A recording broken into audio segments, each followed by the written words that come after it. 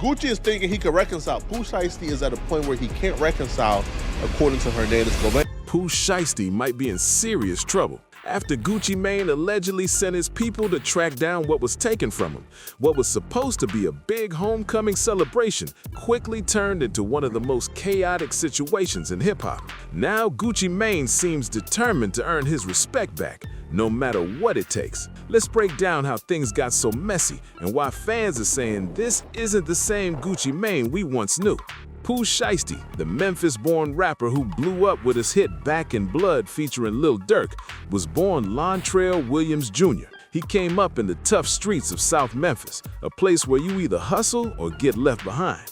Growing up there meant learning the hard way that loyalty was everything, and disrespect could change your whole life in seconds. His family had deep ties in the city, and Pooh learned fast that respect isn't handed out. It's earned through how you move and how you stand your ground. Back then, Memphis was going through a rough time with different groups competing for power and young rappers trying to build a name for themselves in a world that didn't give second chances. Pooh's cousin, Big Scar, was right there with him, more like a brother than just family, always watching each other's backs in a place that didn't forgive mistakes. The Memphis scene had its own energy, raw, real, and cutthroat. Pooh soaked up every bit of it and turned that intensity into his music.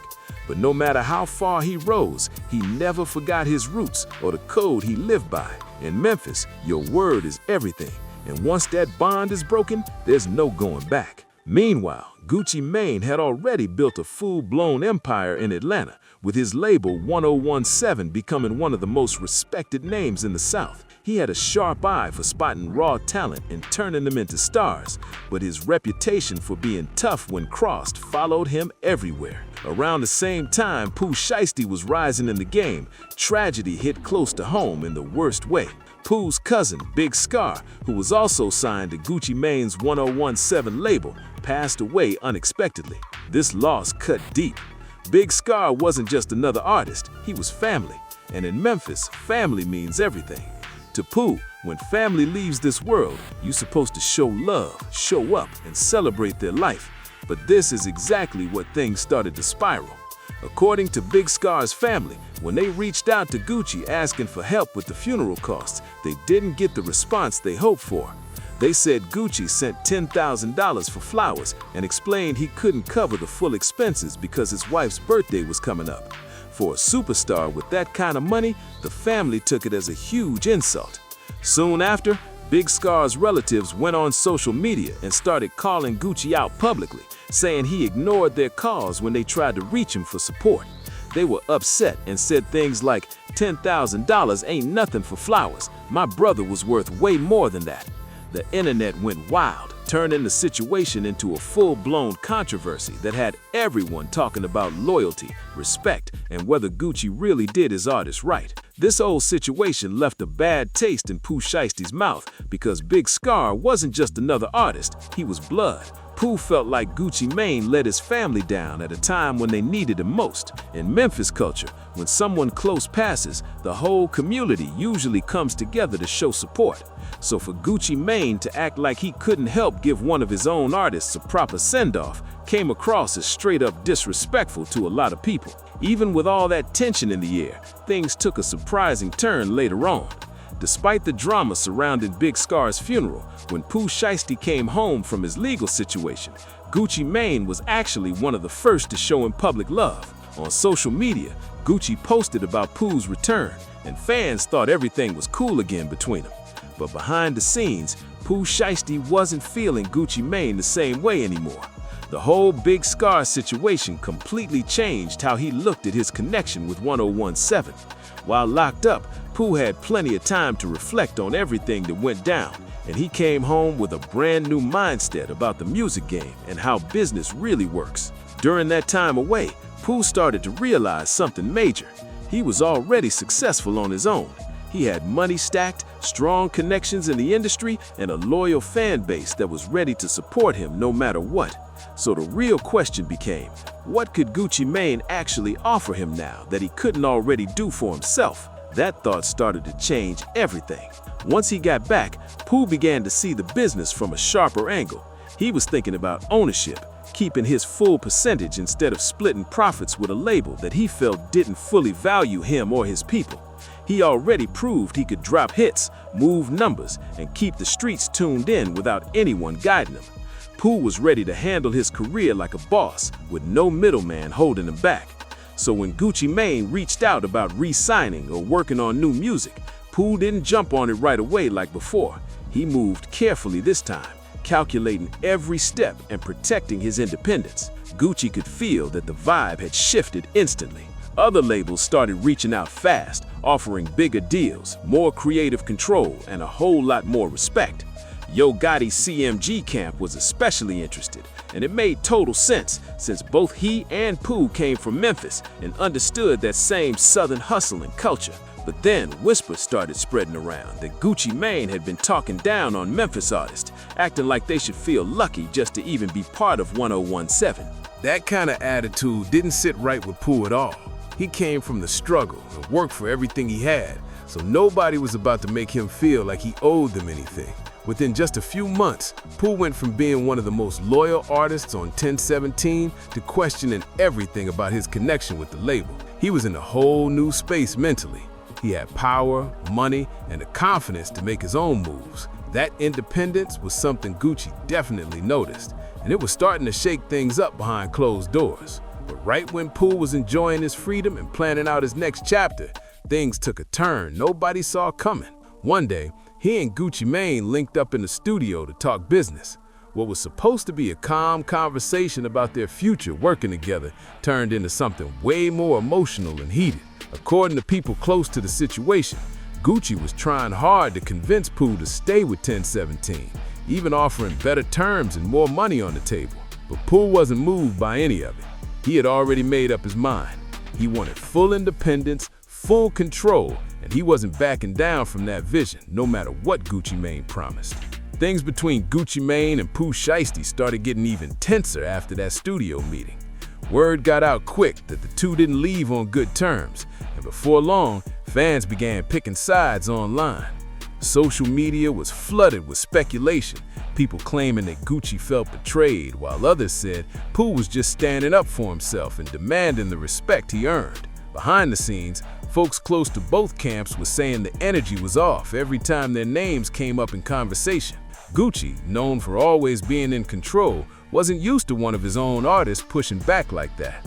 And Pooh, who had been quiet for a while, was now moving differently, focusing on building his own brand and locking in with Memphis producers instead of depending on the 1017 machine. Rumors started flying that Gucci was planning to replace Pooh with new artists, trying to rebuild the label's image. At the same time, Pooh's team was saying he was ready to drop music independently, just to prove he could do it on his own. Fans were on edge, waiting to see who would make the next move. Would Gucci clap back with a new 1017 lineup, or would Pooh shake up the game by going solo and taking over the charts again? Then came the shocker. Screenshots started circulating online of old DMs that hinted at some behind-the-scenes drama between Gucci's camp and Pooh's circle. Nobody knew if they were real, but it was enough to send the internet into a frenzy. Every blog, every podcast, and every hip-hop page was talking about it non-stop. One thing was clear, whatever bond they once had was broken, and both sides were too deep in to turn back now. The conversation between Gucci Mane and Pooh Shiesty quickly turned intense. Gucci started bringing up loyalty, reminding Pooh how he was the one who gave him his big break and put him in position to win.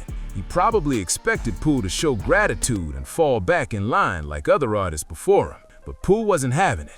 He clapped back, bringing up the whole Big Scar situation and how he felt Gucci had let his family down during their toughest moment. That's when things went from calm to heated, real fast.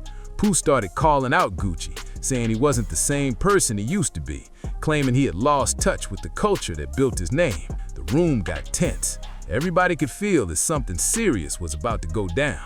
Both sides had people with them, and the energy was so heavy you could almost hear the tension in the air. Gucci's security team was there, but so was Pooh's crew, and they outnumbered them. Before anyone could cool things off, things took a shocking turn that nobody saw coming. According to reports from people who were there, Pooh's team confronted Gucci inside the studio and demanded his jewelry, allegedly taking his wedding ring and watch right off him while his own team stood there stunned. This moment wasn't just about expensive items. It hit way deeper than that. Taking someone's wedding ring is symbolic. It's personal, emotional, and it represents respect and family. That move sent a clear message that this wasn't just business anymore. It was personal. It told the world that nobody, not even Gucci Mane, was above being checked when it came to respect and loyalty. The confrontation went down so fast that even Gucci Mane's security couldn't react in time. When you're caught off guard and outnumbered in a tight space, sometimes the only thing you can really do is keep calm and make it out safely. Pooh Shiesty never flat out denied what happened, but when people asked about it, he gave a clear message. Gucci brought it on himself. From Pooh's point of view, this wasn't random. It was about respect. He felt Gucci disrespected his family first with the whole big scar situation, and this was his way of sending a message, the only way he thought Gucci would truly understand. For Gucci, it was more than just the loss of jewelry. It was humiliation.